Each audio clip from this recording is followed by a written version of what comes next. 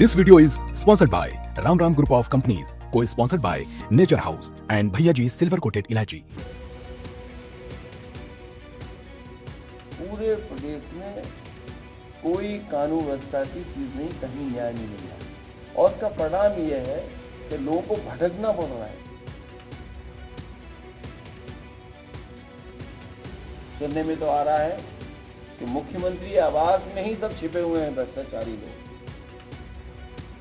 हमारे साथ बातचीत करने के लिए राम मूर्ति वर्मा जी हैं, टांडा से विधायक हैं। सर, आज समाजवादी पार्टी के मुखिया अखिलेश यादव ने एक प्रेस कॉन्फ्रेंस कर तमाम बातें कही हैं। उन्होंने कहा है कि जिस तरीके से भ्रष्टाचार को लेकर तमाम बात उन्होंने की है, अम्बेडकर नगर की चाहे वो लड़की हो जिसको आज समाजवादी पार्टी ने सम्मानित करने का काम किया, तमाम चाहे पत्रकार के घर गिराने की बात हो जिसको सुप्रीम कोर्ट ने कोर्ट किया, तो आपको क्या लग रहा है कि जिस तरीके से सरकार अपने 8 साल के कामकाज को जनता के बीच प्रस्तुत कर रही है विज्ञापन के माध्यम से, या सरकार में बैठे जो मंत्री हैं, विधायक हैं, उनके द्वारा जो है अभियान चलाया जा रहा है, ऐसे में समाजवादी पार्टी उनकी लगभग कमियां ही निकाल रही है?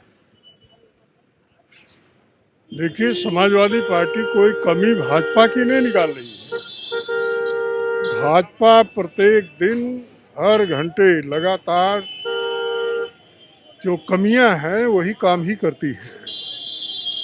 उत्तर प्रदेश के अंदर 8 वर्ष के अंदर में इन्होंने किसी भी वर्ग, धर्म, समाज के लिए कोई भी एक भी काम नहीं किया है, सिवाय हिंदू मुस्लिम की राजनीति करके, अगड़े पिछड़े की राजनीति करके, छोटे बड़े की राजनीति करके अपने वोटों को बचाए रखने की कोशिश निरंतर ये करते रहते हैं।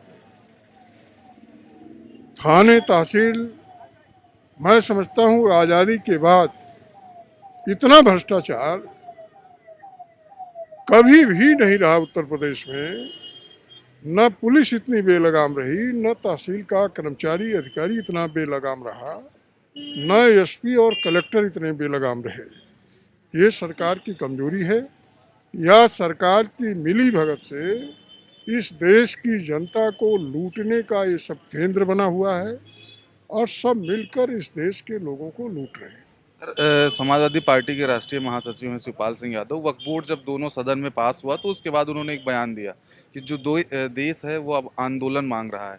तो क्या आप लोगों के आंदोलन करने की कोई रणनीति बन रही है? कब आप लोग सड़क पर उतरकर संघर्ष करेंगे?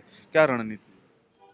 हम बाबा साहब भीमराव अंबेडकर के जयंती 14 अप्रैल को 8 अप्रैल से 14 अप्रैल तक एक सप्ताह तक संविधान को बचाने का, और भारतीय जनता पार्टी जो वक्फ बोर्ड के माध्यम से हिंदुओं में एक नई चीज़ पैदा करना चाहती है, इस देश को 2 हिस्से में बांटने की कोशिश कर रही है, उसका पर्दाफाश करेंगे और लोगों के संविधान को बचाने की वो अपील करेंगे। बाबा साहब की भावनाओं को लोगों तक पहुंचाने का काम करेंगे।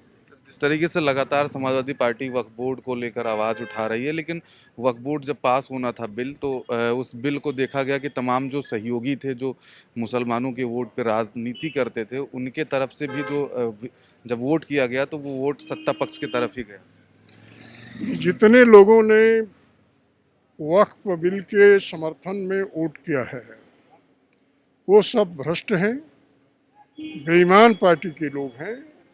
ये ईडी सीबीआई से बचने के लिए केंद्र सरकार के दबाव में भारतीय जनता पार्टी को, सरकार को बचाने का काम किए हैं या वक्फ बिल को पास कराने का काम किए हैं। हमें सबसे बड़ी खुशी ये है कि विपक्ष का एक भी वोट कम नहीं हुआ। पूरा विपक्ष हिंदुस्तान का वक्फ बिल के खिलाफ एकजुट होकर मतदान किया। लेकिन सर, अगर बात करें तो जो वोटों की अगर बात करें तो 220 वोट चाहिए थे सत्ता पक्ष को बिल पास करने के लिए। ऐसे में उनकी बहुमत थी, और फिर जब उनका बहुमत था तो जो विपक्षी लोग हैं, जो मुसलमानों के वोट पे राज करते हैं, राजनीति करते हैं, उनको अपना हमदर्द बताते हैं, उन्होंने फिर क्यों ऐसा वोट किया? चाहे नीतीश कुमार हो, चाहे जयंत चौधरी हो, और अब उनकी पार्टियों में इस्तीफे भी गिरना शुरू हो गए। इनके सबके समापन का समय आ गया है। ये सब आने वाले चुनाव में समाप्त हो जाएंगे। जेल जाने से बचने के लिए इन्होंने ऐसी कार्रवाई किया था। जनता ने इनके लिए अपने दरवाजों को बंद कर दिया है। अब ये जेल तो नहीं जाएंगे जब तक भाजपा की सरकार रहेगी, लेकिन सदन नहीं जाने पाएंगे।